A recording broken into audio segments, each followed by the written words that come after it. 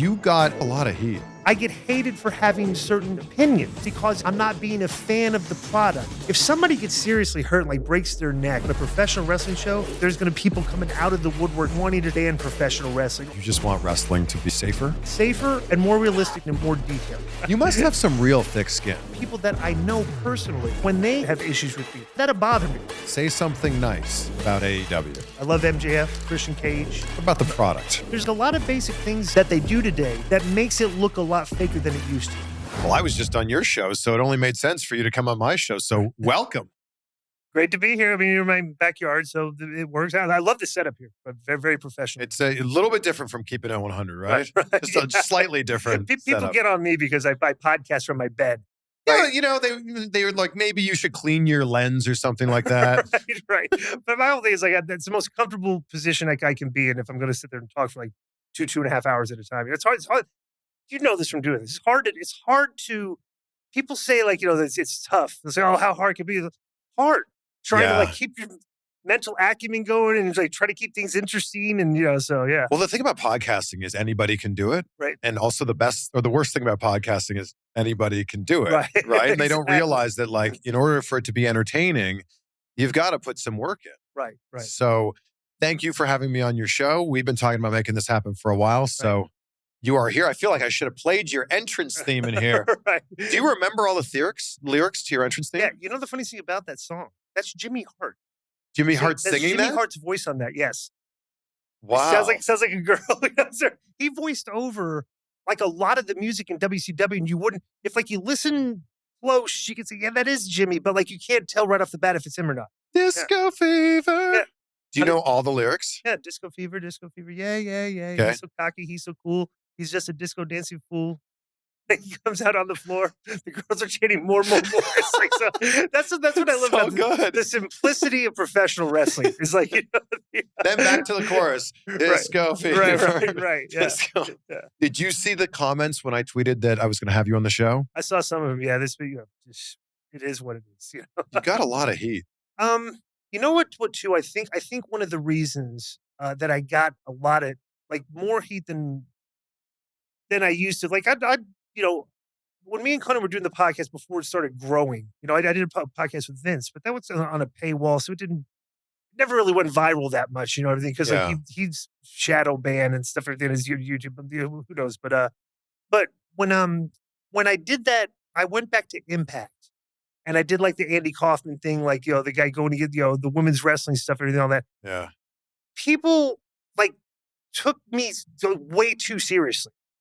But I read the room in professional wrestling. Like, okay, these people are very easily offended. They're like, wrestling fans these days, right? Plus, social media is very polarizing. So, we're the old school guys. So we're in kind of like that camp. And then there's the new school, and stuff that's like people choose sides. But I just embraced like the women's, women's wrestling sucks. That was my thing, like they can't do it as good as men. And just people like when I walked out in Philly for when the old ECW arena, Joe Feeney, the guy that he was an old school ECW fan, like he'd been a fan of been to that arena a million times, just ECW fans. He said it's like I got like the second most heat of anybody that's ever seen in that building before. These people just hated me. Who was ahead of you? Who was? I think like the night that they Shane Douglas with the neck brace thing that he did. Sure. To like that was like. Yeah. But people like looked at it was very well done. It looked real. Yeah. Kinda, So people think that like I was like this guy. I hate women. A misogynist. But it was so easy to do because it was so. As I saw how easy it was to trigger the fans. And it's like I don't know. That's like a skill that I don't even want to call it a skill. If you just look, you know what people get upset about. You see it on social media. Sure. Just embrace it. If you want to be a heel, because ultimately it got what's her name, the Tessa Blanchard over pretty good the way we did it. So are you saying that what you're doing on the podcast is just playing a character? Not really, but I kind of what's the word I want to use here? We call it ribbon on the square.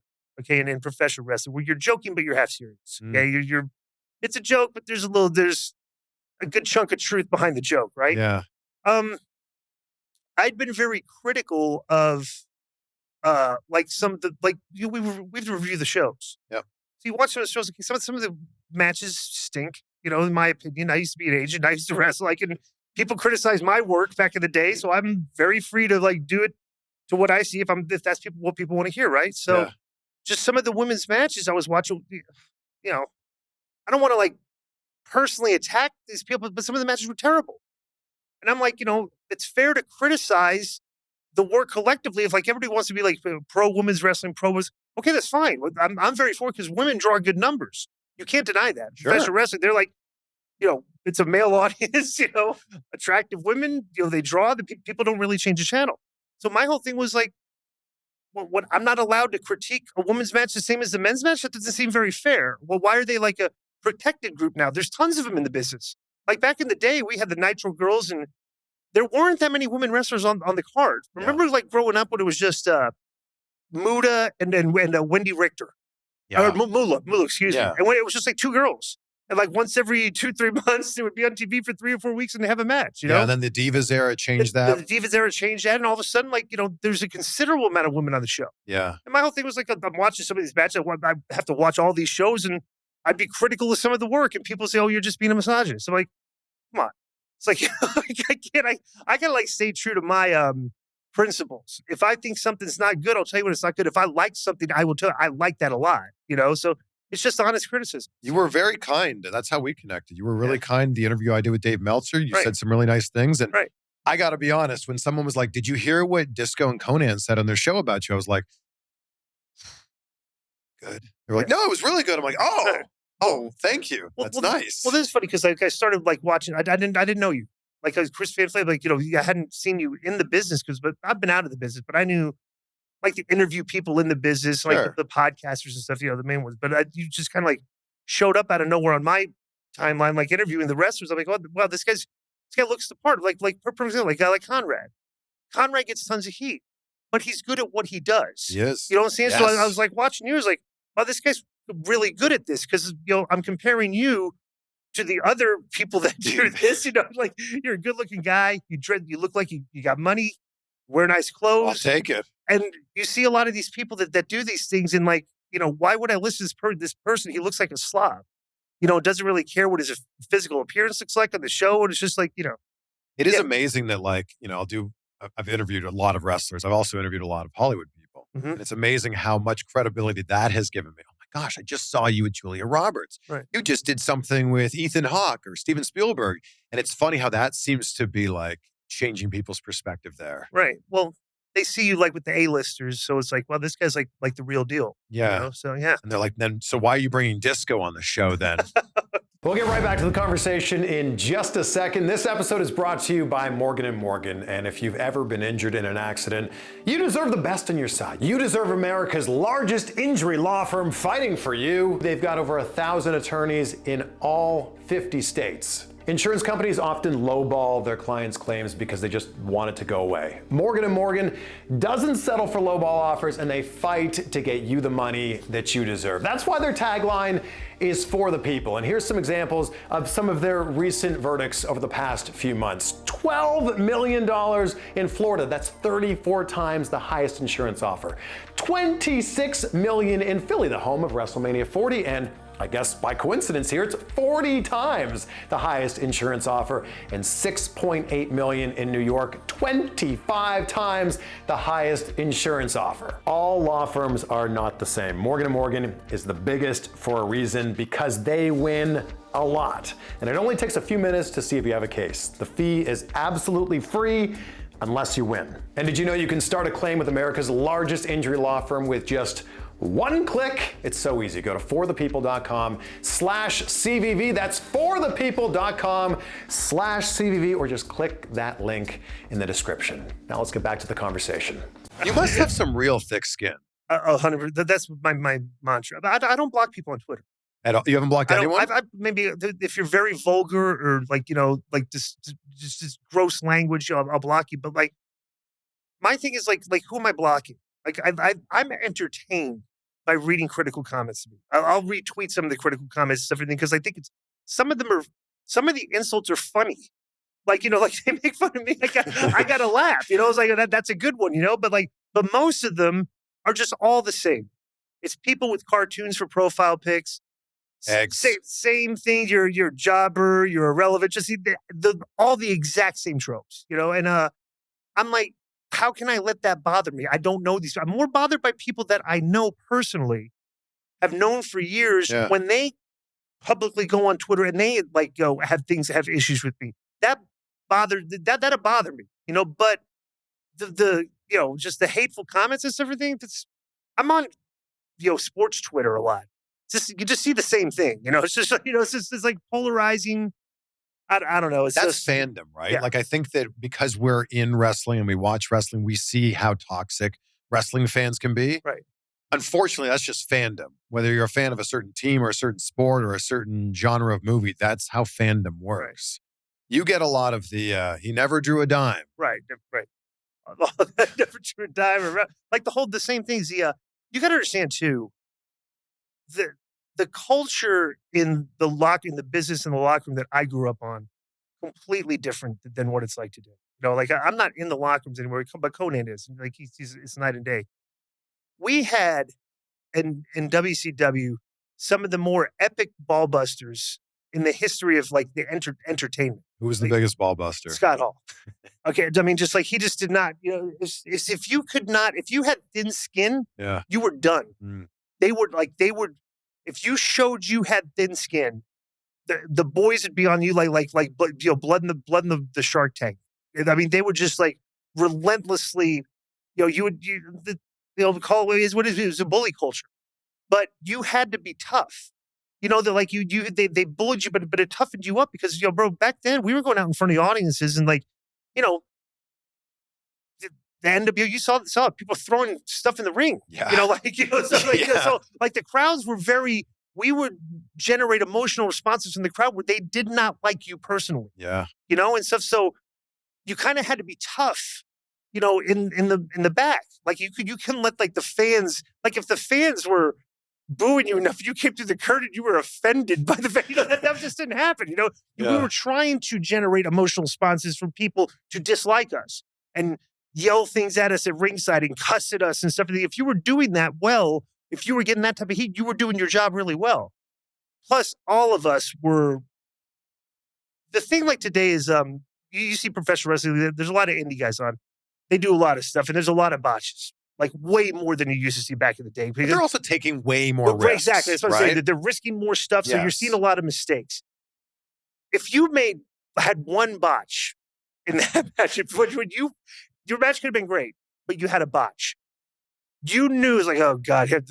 When you walked through the curtain, Kidman was going to be laughing at you. Konnan was going to be laughing at you. Bro, everybody and their mother was going to be picking on you because you screwed up a spot out there. And just like, insulting, like, making fun of you and stuff. That's what it was like back then. Today, it's like, I guess it's more of like a positive atmosphere in the locker room. Everybody's kind of like propping each other up. And, bro, we were just very competitive back then. So are you trying to bring some of that to modern day wrestling? Is that who you are and what you guys do on the show? Well, honestly, when we do the show, it literally is just, I'm not trying to do anything. Our show is, we take mail. Anybody can ask us a question. Yeah. Mail your questions in, and we generate the discussions because usually the questions are about the topical stuff of the week, what happened and stuff. So we don't we don't really format the show like say, hey, we're going to talk about this. We know we're going to get asked questions about stuff that happened in wrestling this week, right? Yeah. We read every email. We read every word of every email. We read the insults and stuff. We read it out loud. We answer everything, just our honest opinion. Konnan's got skin in the game, because he's the booker for AAA, and he has a working relationship with Tony Khan. But neither of us will compromise. Like, if you're telling me something, I'm not like, did you like this match? I'm not going to lie to you if it's like two friends of mine. I'm going to say, no, I really didn't like it. Yeah. I'm just giving my honest opinions of what I'm seeing and viewing as a fan. Now, the funny thing is like, I get hated for having certain opinions. Yeah. Because I'm not being a fan of the product enough. I'm not supporting. I'm like, dude, I have no skin in the game here. I go, my skin in the game, literally, is like when I talk about, professional wrestling, I would love, people don't really think of it this way. I would love professional wrestling to get back to where it was as popular as it was, because our shows would grow in popularity too. Sure. So that's where my skin in the game is that if professional wrestling became more popular, we would have more fans. Do you not think we're there? Don't you think it's way more popular now than it's been in a long time? Oh yeah, absolutely. And I think that unfortunately people only look at television ratings and they think like the actual number of people watching the TV show is the exact number of people that watch wrestling. Right. It's like, well, that's not really how people consume content anymore. Right. Like if I were to tell you less people are talking on a landline now and you just looked at that stat independently, you might go, less people are talking on phones now. Yeah. Well, no, technology has changed and it's grown and we have these things called cell phones now. We have this thing called the internet and social media and people are watching clips on YouTube and Twitter and Instagram and all those other things. It's amazing to me that people will see like 987,000 people watch the show. It's like, well, not really. That's only on TV. It's one tiny little piece of the puzzle. The question is, how many people knew what happened this past week in professional wrestling? Like, you didn't watch the show, but you follow these things on your social media. You see the posted clips. You'll see things. Right. It's like you're not just off the. Nobody in professional wrestling, a fan, even if they haven't watched a show in probably 5-6 years, they're not completely off the grid. Yeah. No. If they still follow John Cena. They still follow, Randy Orton. Or they still follow these guys on Twitter. They'll see. It's still there. Yeah, and WWE, AEW, TNA, they've all been so good at putting clips up as soon as it happens on the show. Right. So even if you're not tuned in on TV, you're still able to keep up with what's going on. Right. And the WWE has done just masterful job over the past 3-4 years specifically. With the especially when they went to the pandemic hit.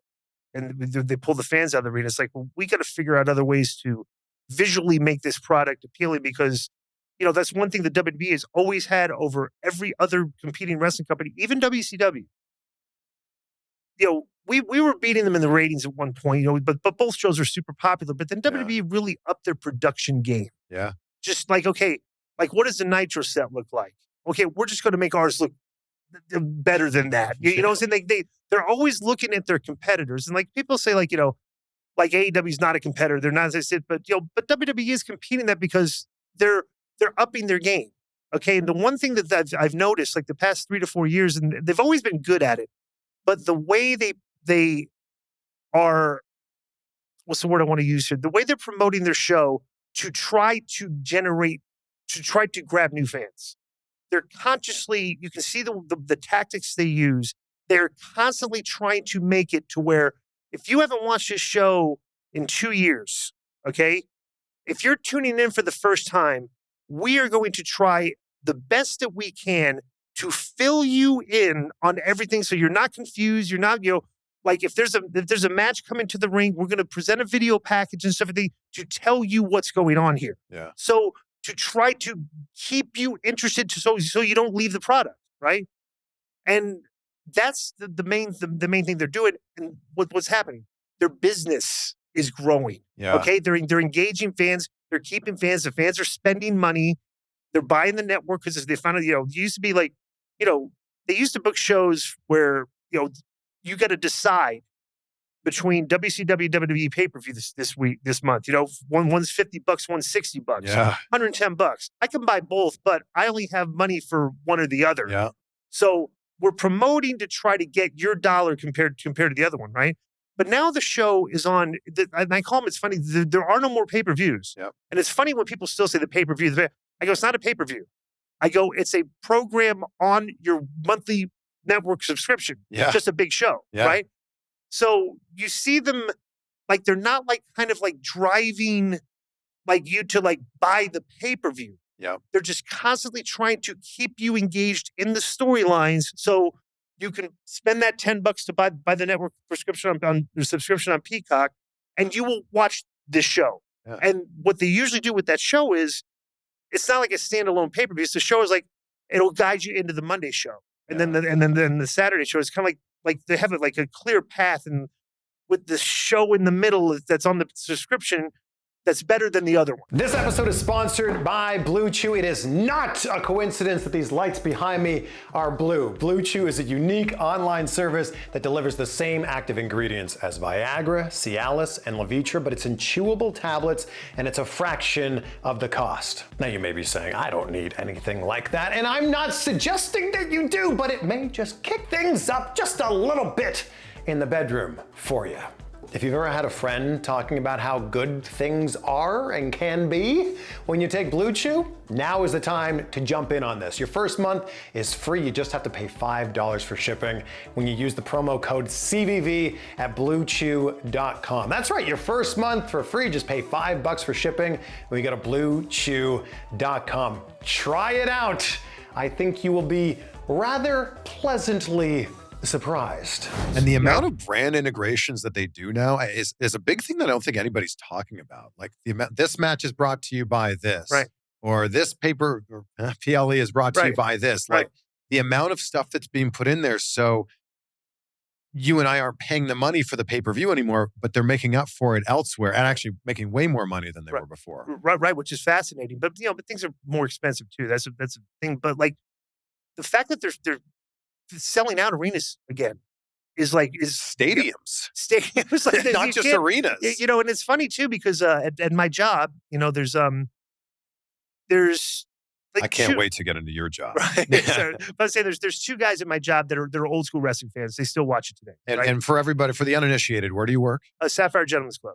Okay. Right. You're in Las Vegas. Yeah, Las Vegas. Yeah, right. So we're world's largest. So I've been there for 15 years. Great job. I can't wait to spend an entire conversation about that. Right. But the thing is they don't really they like a couple people watch a show, but I have the friends of mine that knew me when I was a professional wrestler that like worked in the club from back 20 years ago that I still know today. They don't watch it, but if the show is coming to town, hey, can we get tickets? Yeah. And they get their kids, and then the kids go and they love it and stuff.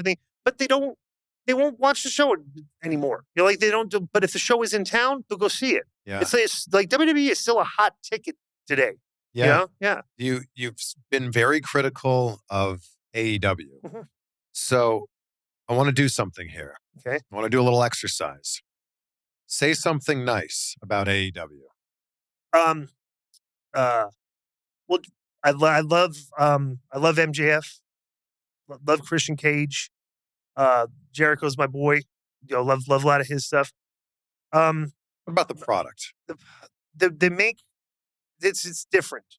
Okay, because then this was my like guys like Cornette and they're very polarizing too. But we all share the same basic philosophy. There's a way to promote professional wrestling, and what we talked about is like it's very easy for the WWE to engage the fan. Tremendous video packages are like movie trailers with music sometimes and stuff. You just engage the fans. AEW does not do that at all. They're constantly always trying to like talk about the ratings, the demo number now. They talk about the ratings all the time, but they're not drawing. And I'm like sitting there looking at you guys. You're not doing some of the basic things that you need to do to draw, which is if somebody's tuning into your show, they're completely confused. Like there's guys on their show like Ring of Honor characters. I don't watch Ring of Honor. And I don't think a lot of people watch Ring of Honor. I think they're only doing like 30,000 people on that subscription service they have. So they'll take these guys and put them on the show, and I'm like, who is this? I watch this show. I watch Dynamite every week. I don't know who any of these people are, and they're acting and announcing like I'm supposed to know. They book their show basically for people, for their fans, right? Okay, that's fine. The guy's a billionaire. Tony Khan is not going to run out of money. Tony Khan's got way more money than Vince McMahon. That's what people don't understand. Like everybody thinks, they're going to go out of business. Like, no, they're not. This guy's got this guy loses a guy that's got $8 billion that's investing $30 million a year. Let's say he loses $30 million this year in a hobby, that's nothing. Like billionaires, I think, spend way more than that a year on like other. What they spend like quarter of like $200 million in a year sometimes, right?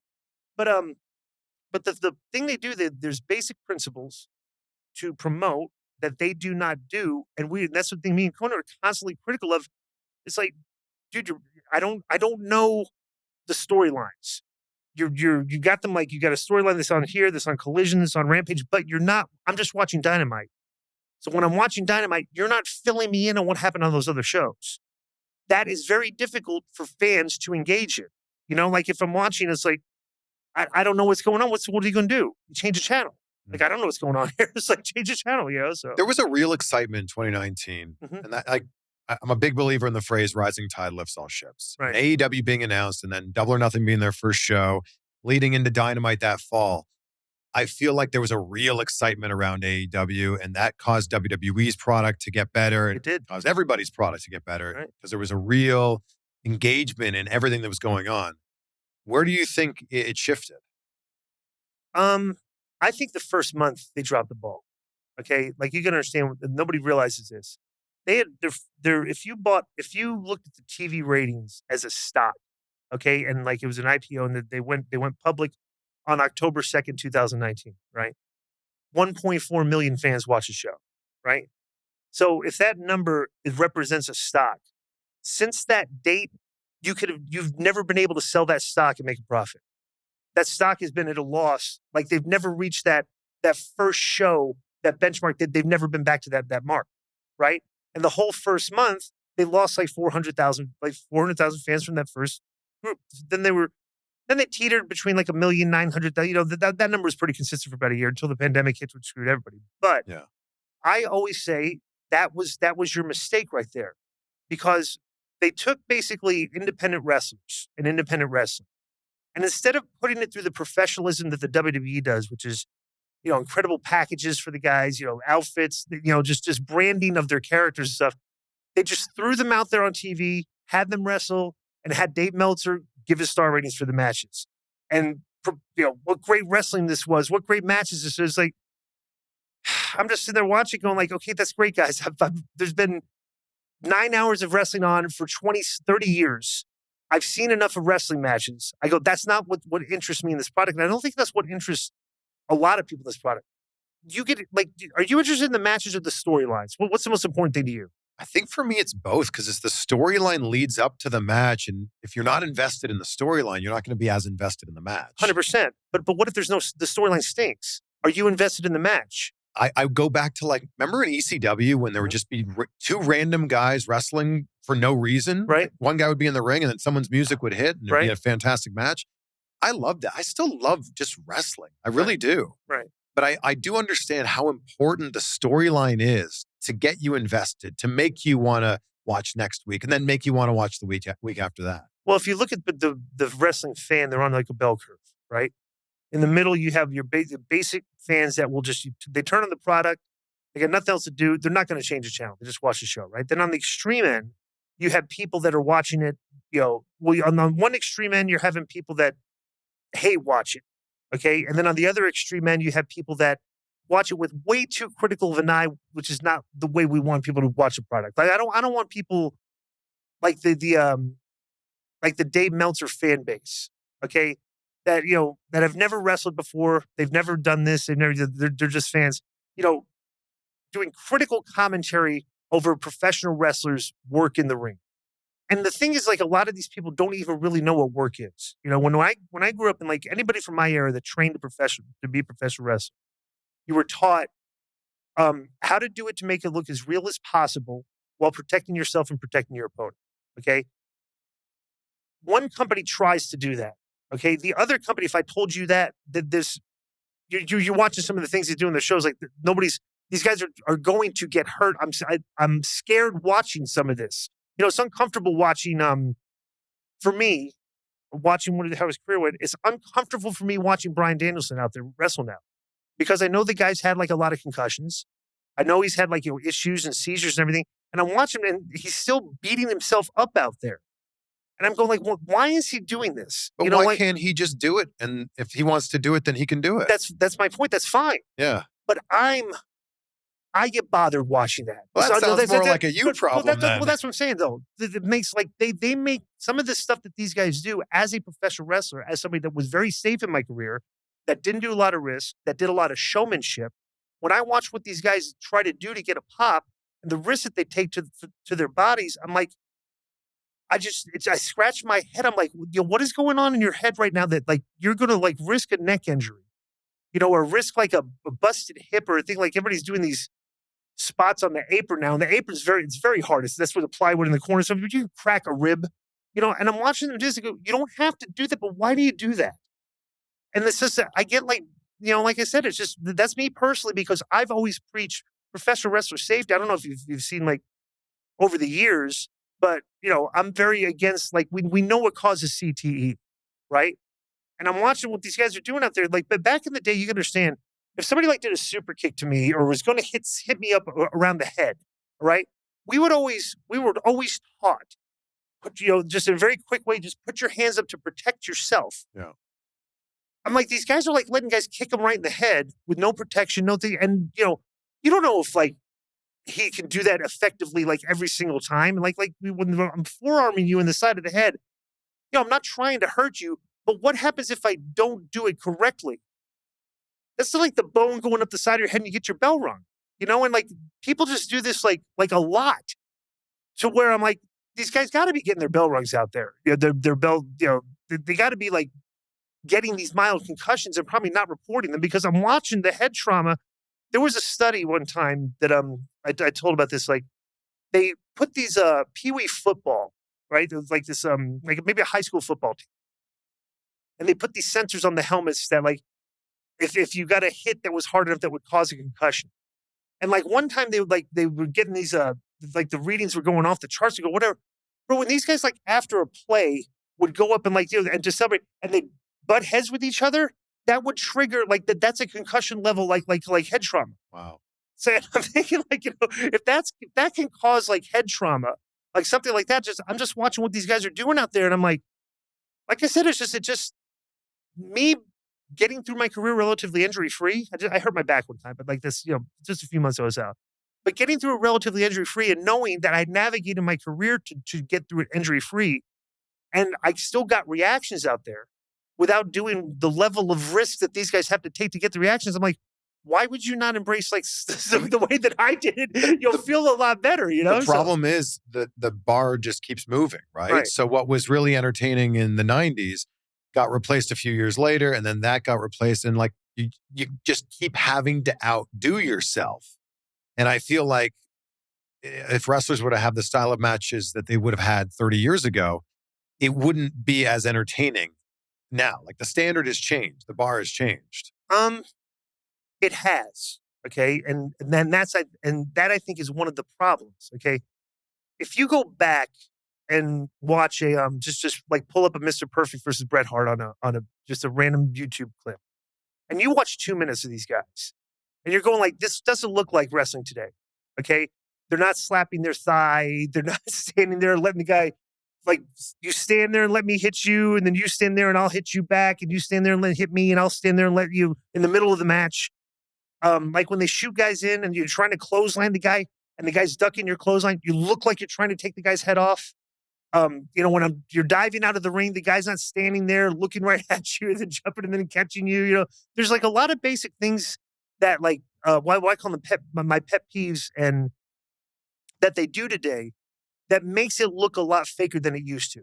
Okay. When we would lock up, punch, sell, arm drag, just like the basic ruggedness of professional wrestling we had.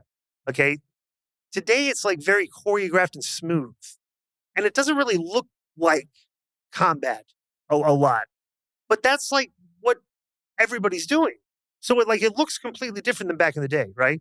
And like you said, they raise the bar, you raise the bar, you raise the bar. Guys are trying to outdo the guy that went before. Yep. But they're doing like more risky versions of like the exact same stuff. Like, okay, how can I, the original thing was back in Lucha Libre, the suicide dive. Okay, which is basically you run and dive through the second and third ropes. Even when we did that back in WCW, had the Lucha guys, bro, you would eat it. Like, the guy would come like a missile. He would hit you. You would fall back, but like try to have him fall on you, but it would look very, very violent, right? Yeah. These days, it's like you run, you do the dive.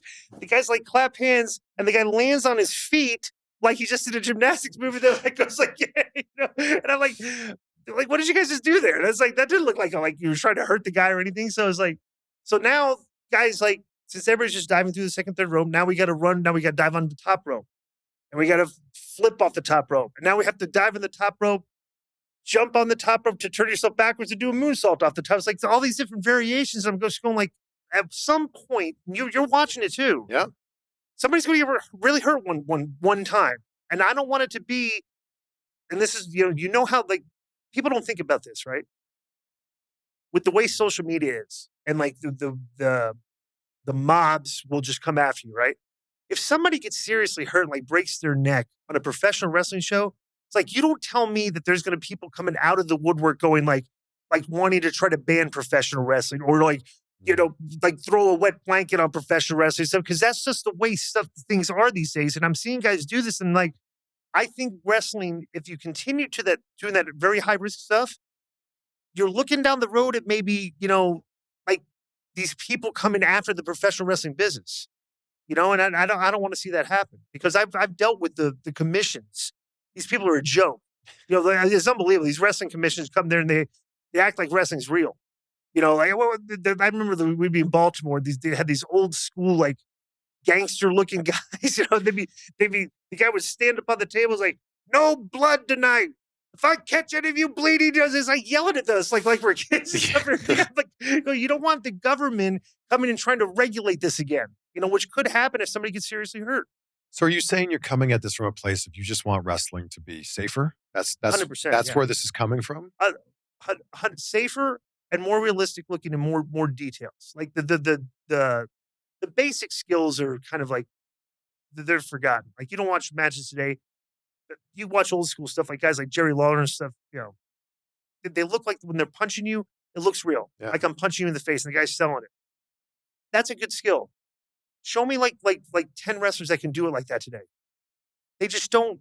Like these other basic skills that we used to do very well, they just ignored them and do different things, and it doesn't look as realistic.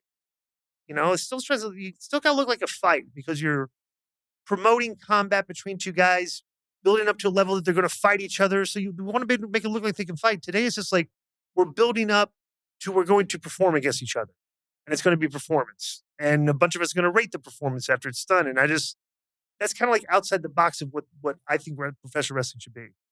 So you and Tony Khan had a little exchange on Twitter. Mm-hmm. Called you an irrelevant parasite. Are you an irrelevant parasite, Glenn? Well, first of all, what exactly is a parasite? That's something that I think leeches, right? Right. And right. Yeah. Well, And I'm just doing it. I watch the shows. I do a podcast. Fans mail me in letters. I answer the mail, and I review the shows. I mean, so why I'm not doing anything. Why are you an irrelevant parasite? You tell me. I'm sitting there doing your show. I don't think that's very relevant. Would you interview an irrelevant parasite? I guess it's the idea that you're not in it anymore. Right. So why are you talking about this thing? Why are you just giving criticisms about this? Well, the thing is not. What about all the good stuff they're doing? Maybe that's what they're saying.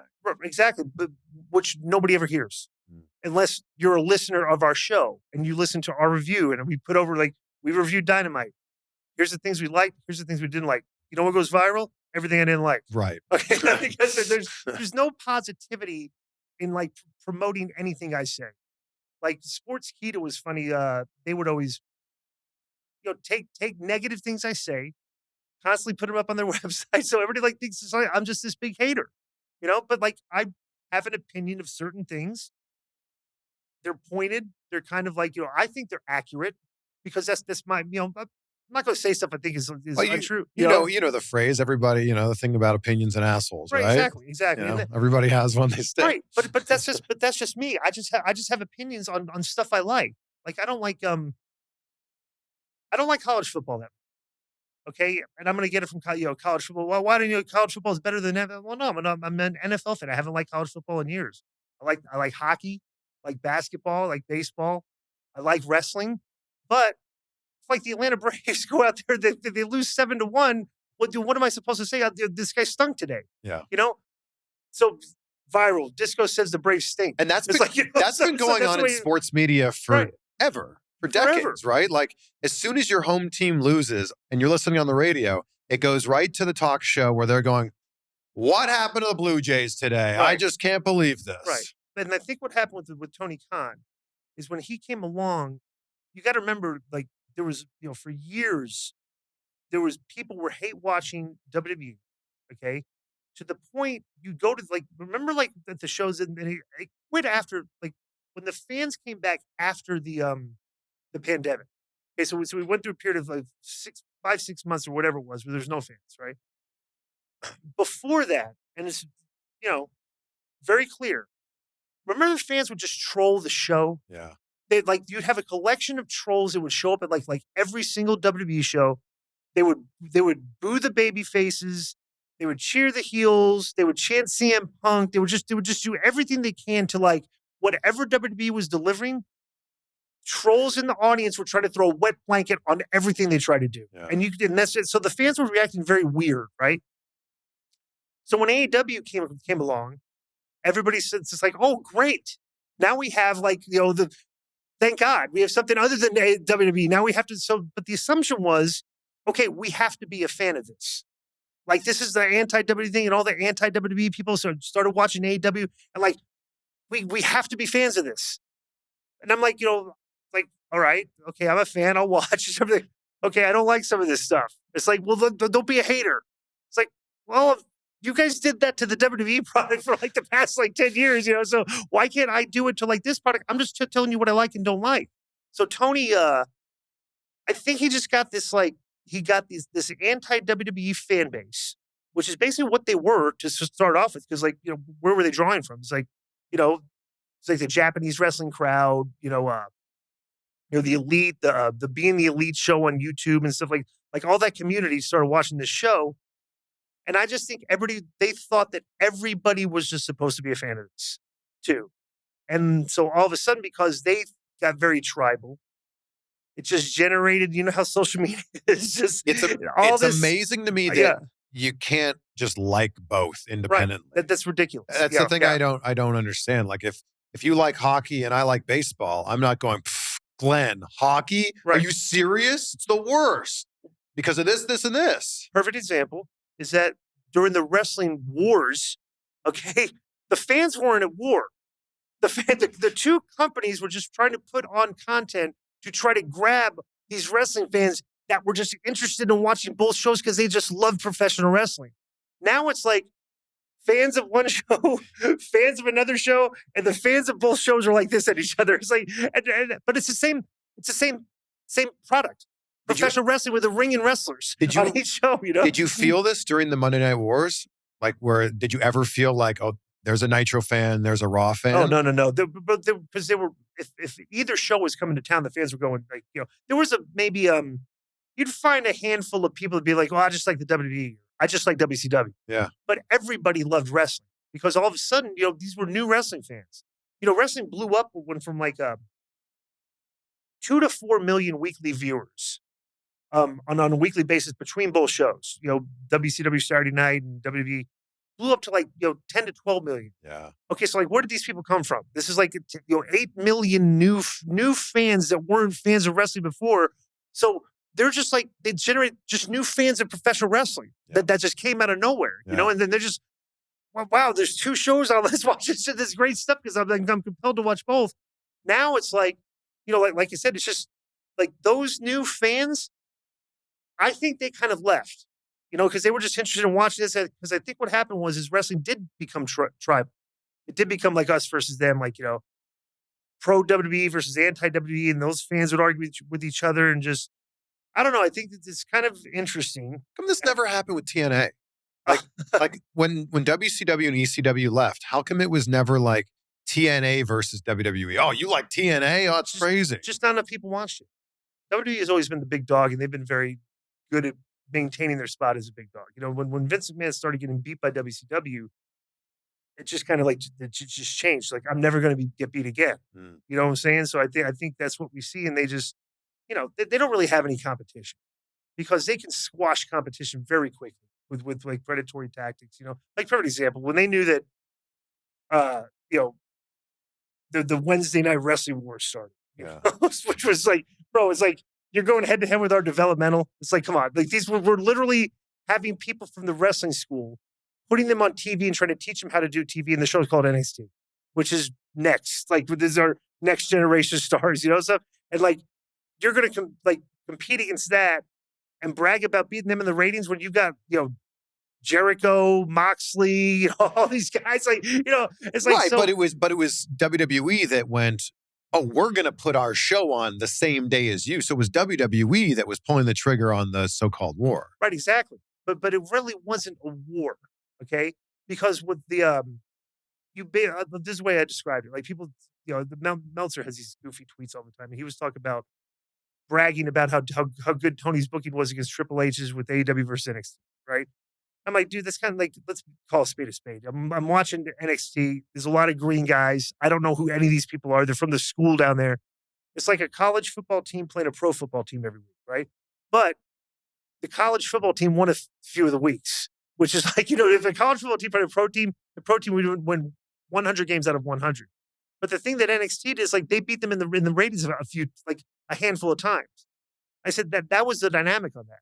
So you knew that the next time they went head to head, that they're, would they have Cena on the show, Undertaker on they were just basically saying, hey, look, guys, if you want to do this again in the future, this is how easily we could do this. We're just going to call these guys up, send them down there, they're going to show up on TV and look at what we're going to do.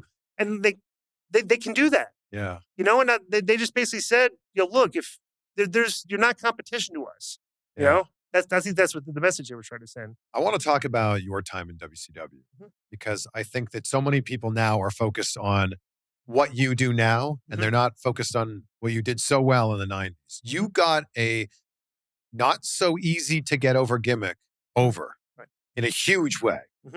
And if people weren't watching Nitro at that time, you came out, they're singing along to your music, they're dancing in the crowd, they're chanting, often very mean things at you, but they're chanting at you. How'd you get it over?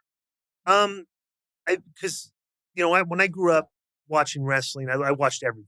I think when we talked about it on our podcast, there was 7 hours of wrestling every Saturday night in Atlanta that you could watch from 7 different parts of the country on Channel 36. I was watching WWE because I had cable TV and WCW Saturday night, right? 13 hours of TV. We had the VCR. I'd watch everything. I was a huge. My favorite wrestlers back then were like Dusty Rhodes, the Horseman, Piper, Macho, and the Honky Tonk Man. Okay, so I was just like an independent wrestler, just going through just goofy gimmicks. Like I was the Brooklyn Stud. So I was born in Brooklyn. Like my very first appearance ever on TV was a character called the Slave. I was just like some chick pulled me out of a chain, I was a slave, like a medieval slave or whatever. So just all these goofy things, and I wore a mask and called myself the Magnificent One. Just all corny gimmicks, right? So me and Raven, I was friends with him because he, I'd see him in the clubs and we became friends. So we just kind of had to brainstorm and let's figure out a gimmick, right? Yeah. So he had a tape of this guy called Dr. Johnny Fever from Calgary, and it was a tape of the guy was coming out doing like a disco gimmick, but the only thing the guy would do for the gimmick is he put on a white coat, and he had his trunks, but he just had a white coat on and sunglasses, and would come out there and dance. And they quit. He didn't do it that long, right? So I was saying, okay, this kind of worked. I'll pattern my act after the way the Honky Tonk Man does his gimmick. The Honky Tonk Man comes in the ring, does does all things. Yeah. But then he would during the match, he would do the moves, and when he's getting heat, he would stop, do the do the gimmick. And I'm like, okay, well, this is a very easy gimmick to do. I'll do the disco dance, come out like John Travolta. And when I got the guy down and, getting heat, I'll just stand up in the middle match and start disco dancing, And, sure enough, have the simplicity of professional wrestling. The fans are laughing. I get the guy down, beat him up, and while he's either, I do my disco dance and the fans boo. And then the whole way, I was saying to myself, I want to do it like the Honky Tonk Man. I don't want to be really good at it. Okay, I don't want to go out there and look because I'll get cheered. If you're a really good, it's just what are people going to boo? I'll do like the Honky Tonk Man and kind of act like I'm a really good dancer, but kind of just do it very basic and, not no sex appeal or anything to it. Just kind of like a goofball disco dancer. Yeah. But that's the way I embrace the gimmick, and that it works. Yeah, and I think that people don't realize how successful and popular you were as a TV title, TV champ. Yeah, that was a great run you had. Yeah, the stuff you did with Goldberg. Yeah, what was it like working with Goldberg? What's funny?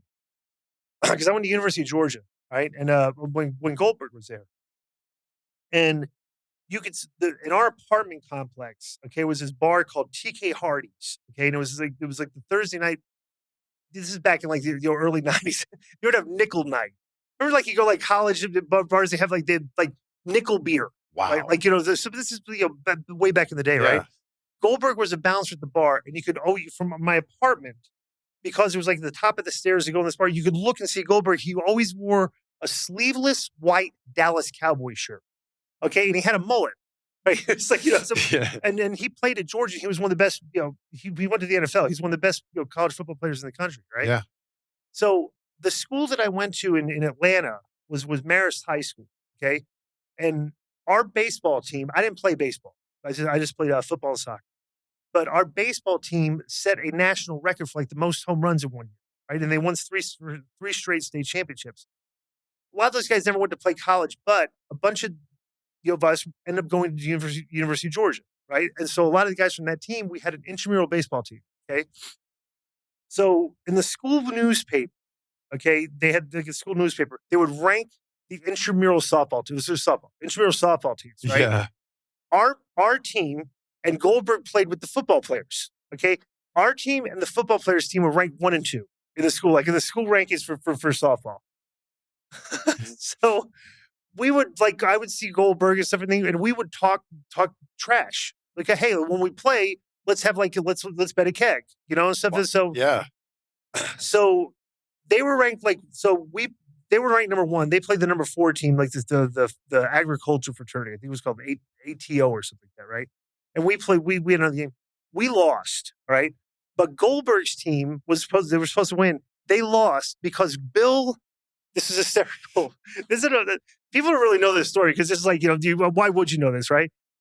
There was Bill played like in the outfield and he caught an out. He thought it was 3 outs and it was only 2 outs, right? So he took the ball and threw it down on the ground and ran. The other team ran around. He had to go back and get the ball. It's like, so he screwed up. He thought it was 2 outs. Yeah. We thought it was 3 outs, right? The agricultural fraternity, okay, put a sign up on their fraternity. Goldberg's equation. 1 + 1 = 3. Okay, and the football players went over there to fight them. Wow, so it was like like nobody knows that story, but I knew Bill from that. So when he walked in the backstage at WCW one day with Lex Luger, I was like, "What are you doing?" So so we had history. Wow, before that, pretty funny. And then you were there when his streak was broken. Oh yeah, like you were part of that. Part of that, yeah. Yeah, you were part of some big storylines there. You know what's funny is Eric was just involved. Bischoff was just like a big picture guy, right? So he really didn't care like a lot of what happened with the mid card. It was just he liked what Jericho was doing, but but Eric wasn't really hands on into booking a lot of the mid card stuff, right? So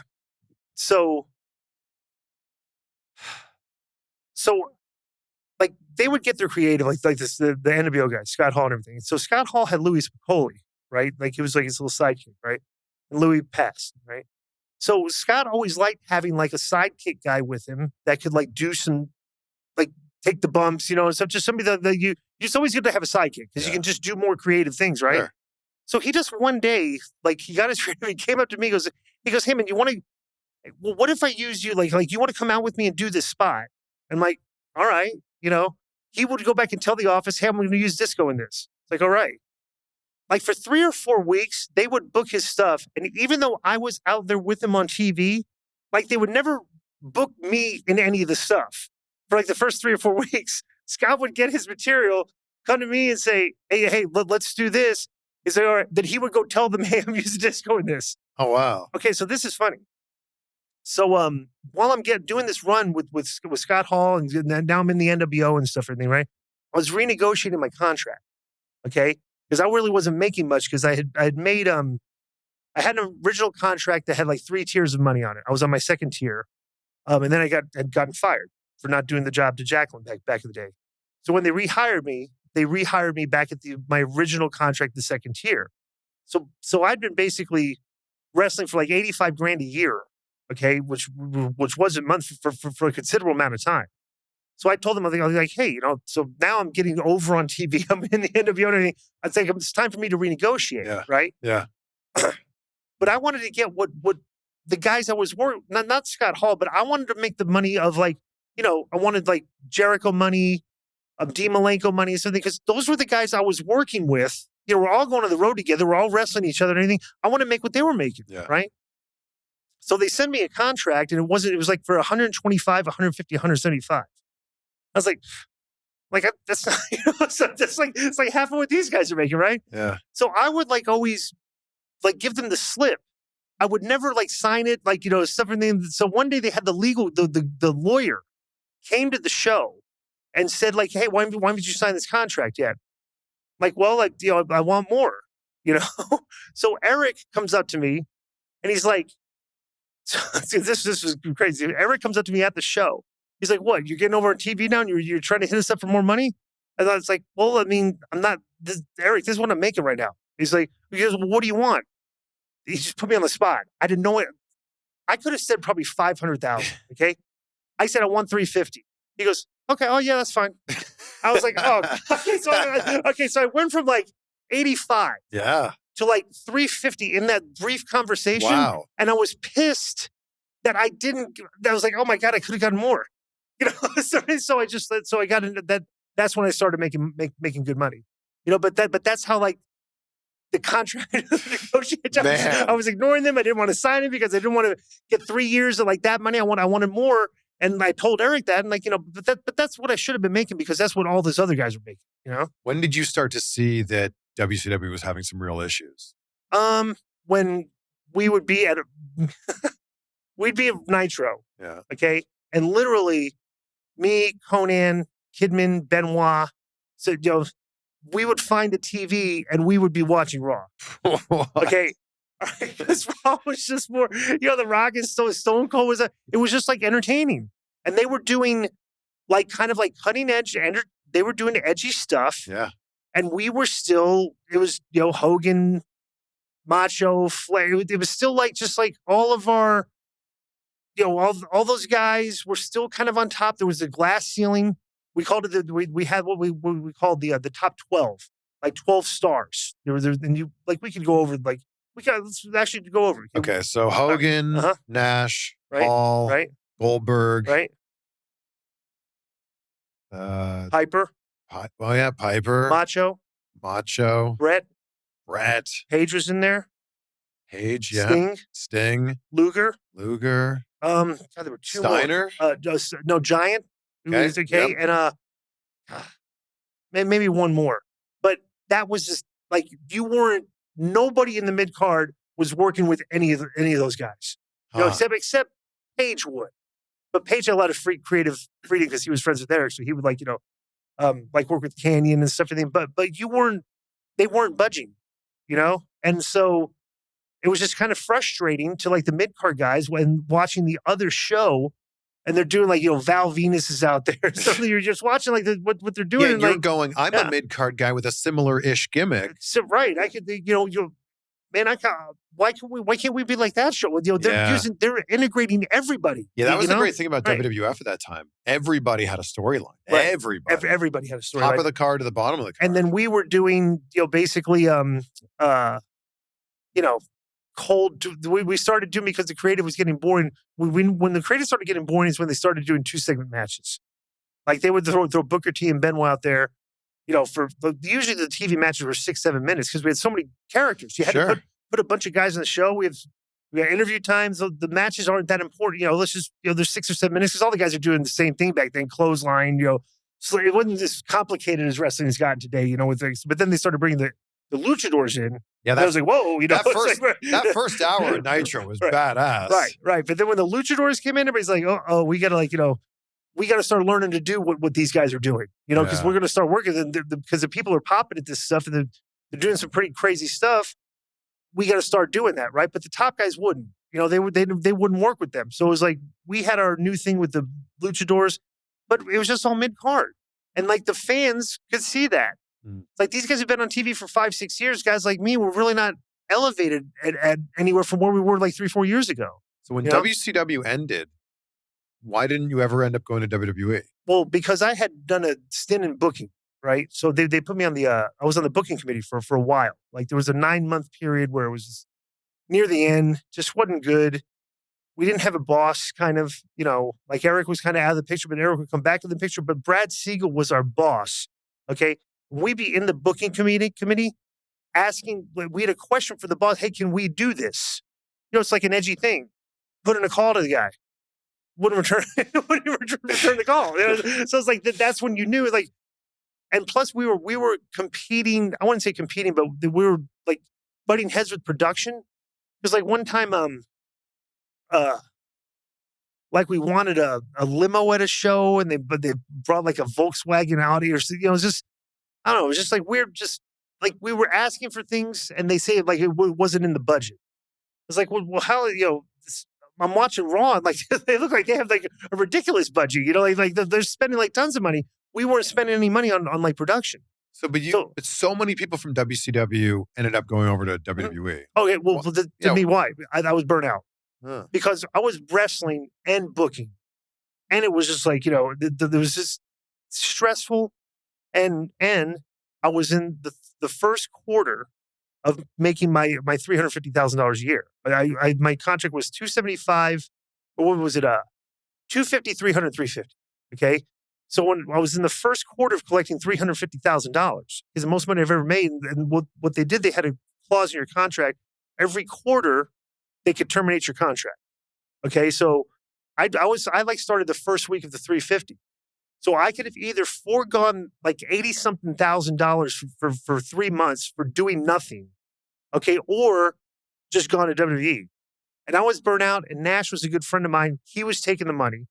A lot of the other top guys like Goldberg, like a lot of guys were taking the money. Yeah. And I was like, I'm just gonna take the money and hang out. Me and Jeremy Borash and Kevin Nash would like just spend like each day we'd come over, like they'd play video games, we'd watch TV, we'd go eat sushi. So we just chill, go to the gym and stuff. That we just kind of chilled. And after that happened, when it was like kind of like maybe like time I could have gone to WWE, but Johnny Ace was the point man. Me and Johnny Ace did not get along. Right. And did something happen there? Well, when he came in, he wasn't like I heard he's changed now, but like he just you know, like people just, I'm a pretty straight up honest guy. I'm not gonna lie to you. I could just tell guys, when guys are BSing. And he was telling people, hey, we're coming in here, we're gonna get rid of Russo and Disco and stuff, and they're not thinking that like I've got friends that they're telling me what you're saying. It's like, so I knew this guy. He'd look at my face, smile at me, but I know this is what he's saying, but behind my back. So we just did not get along, and I just didn't really want to deal with him. So at that time, this promoter over in Australia, Andrew McManus, started this thing called the WWA World Wrestling All-Stars, and was paying me a good chunk of change to go overseas. Now, I'd been over to Australia a couple times before. I loved it, right? And have you been to Australia before? Yeah. Oh, they easily. Incredible. It's incredible. It's like they love Americans. That's the one thing. It's like you go to Australia, I'd be talking to girls, and they just be looking, they go, keep on talking. I go, why? I go, we love your accent. I go, my accent? I don't have an accent. Right? But they're like that. They're very friendly to Americans over there, and I loved it over there. Yeah. I was like, I'm going to go over there and work. And we do like 2.5 week tours over there and stuff. So, I just had a great time. We had a great crew.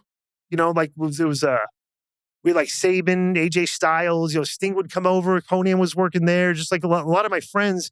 And it was just a fun time. Then as like time went on, and then TNA was starting. Yeah. So I just started working with TNA because me and Jeff were good friends and stuff. So I just there was always something there that prevented me from being interested to go into WWE.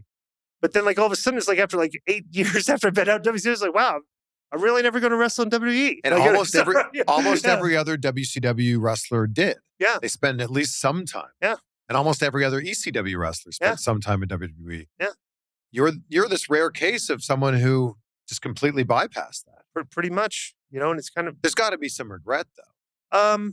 Oh yeah. Well, yeah. I would say like you kind of like wish, because that's what I did for a living, professional wrestler. I wrestled at a very high level, and it appeared the time when it was the highest. But like, I can hang my hat on that. I mean, I can say that was a good run because I start, from the start of Nitro to the end. Yeah, is when I was I got hired like 3 weeks before the first Nitro at the Mall of America, maybe. So And I was pretty much a regular character on that show from You were on the second last Nitro? Am I right yeah, with that? and the only time I was off was I'd gotten fired, so I was out for like 6 months or so, and I got hurt, but I was only out for about 8 weeks when I got hurt. But other than that, me and Booker and Jeff one day were talking about this, if you went back and looked at house shows and Nitro TV appearances, the three of us were up there. Yeah. The amount of times we worked, because we would do all the house shows, and we would do a lot of TV, a lot of stuff. We wrestled a lot for that company. So how did all this lead to your current job now? I just what do you do at Sapphire? I'm a VIP host, Okay. but I don't work the floor or anything. I'm in the back, and I just deal with the girls and in VIP rides and stuff. Everything. It's I got my own. It's pretty cool. I got my own little area. It's like an area maybe this big back there. And I got, I check in the girls, and I got my computer, so I watch TV and stuff. So it's a pretty easy job. And it's away from it's like a different, you got to go down a hall to go into the main area of the club. So you're not seeing the stuff that's going on? No. I'm sure you're seeing some. But I did back stuff. back in the day. I worked the floor for maybe 10 years.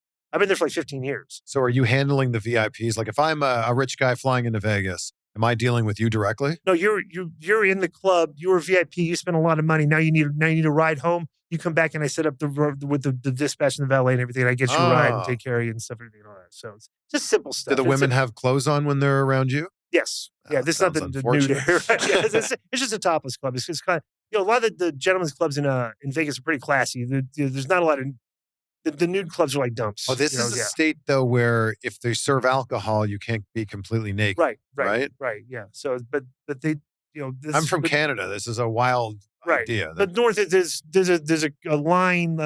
It's called North Las Vegas. They can do that. There's but in you go north of downtown.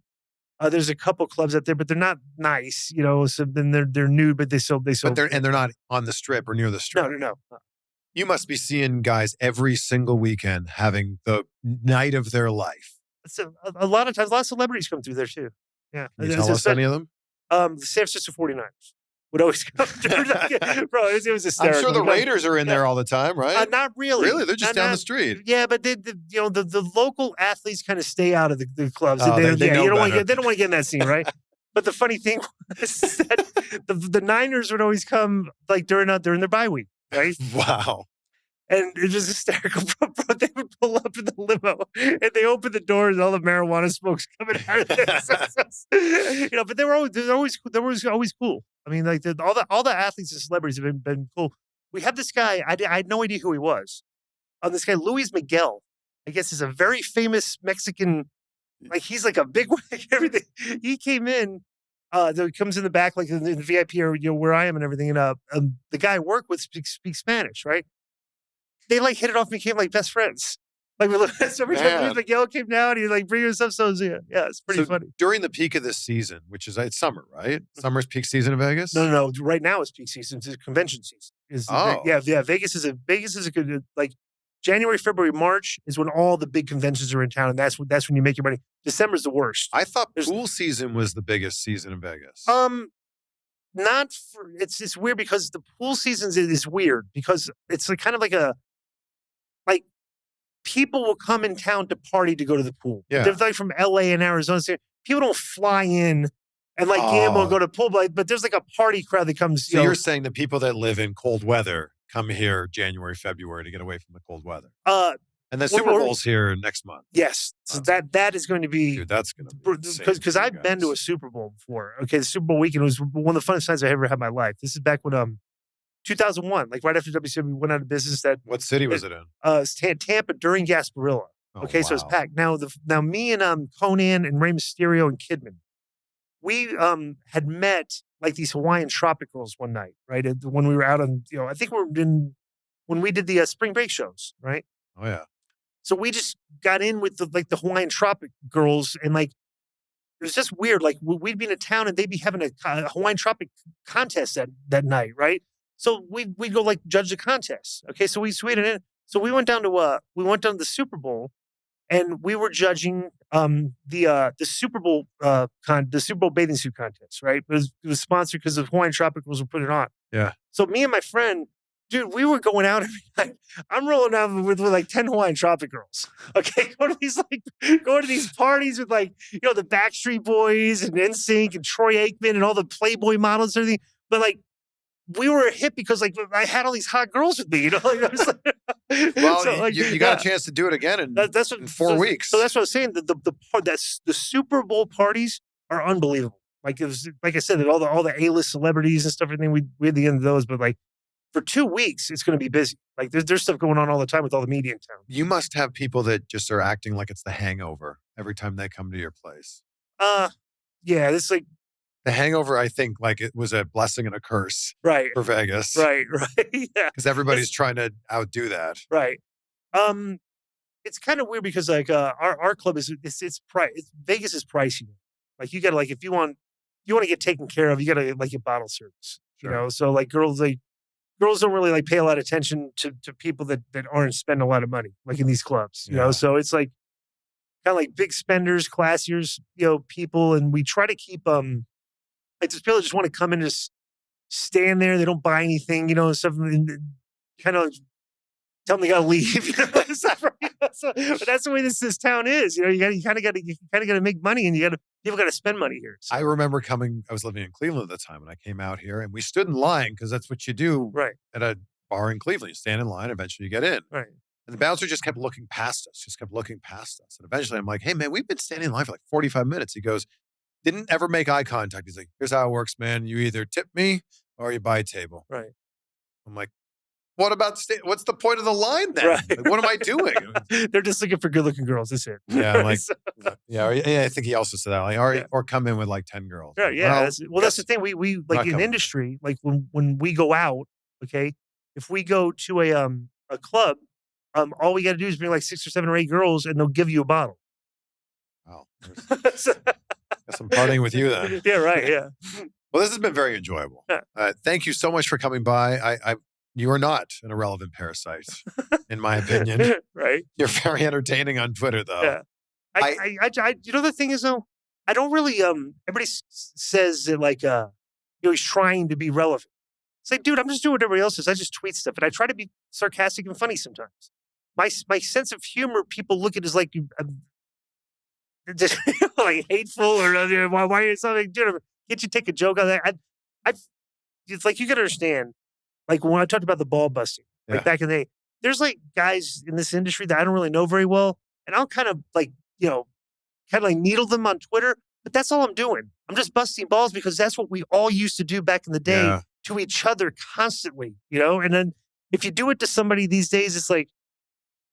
I don't know. I was like, people can be so sensitive about, somebody's making a joke of you. Was he being serious? It's like, dude, come on, man. I'm just trying to be funny, I can't wait to see the things that people take out of context from this interview. Yeah, right. It's going to be great.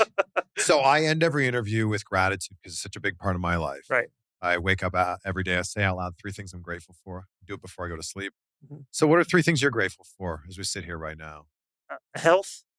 Okay. That I'm not walking around like a crippled ex-wrestler. I'm grateful that I have I'm grateful for my mom. She's been great. It's just me and her right now. I was an only child, 3 Scorpios. Okay, so just imagine what that household was like growing up. But I'm grateful for that. I still have a good relationship with my mom, and I'm grateful that I'm still making decent money. So. From being a parasite? Yeah, from being a parasite. I guess I'm still kind of grateful that I can still have a voice in professional wrestling, I guess, after all these years, which is, I'm not really asking for it, but I guess it has some way to it. It was so funny when we were wrapping up the episode that I was on with you guys. And I'm like, you're a legend. You're like, oh, you're going to get a lot of heat for calling me a legend, Chris. You are a legend, my friend. Oh, well, thank you. So I appreciate that. Thank you so much. My pleasure, man.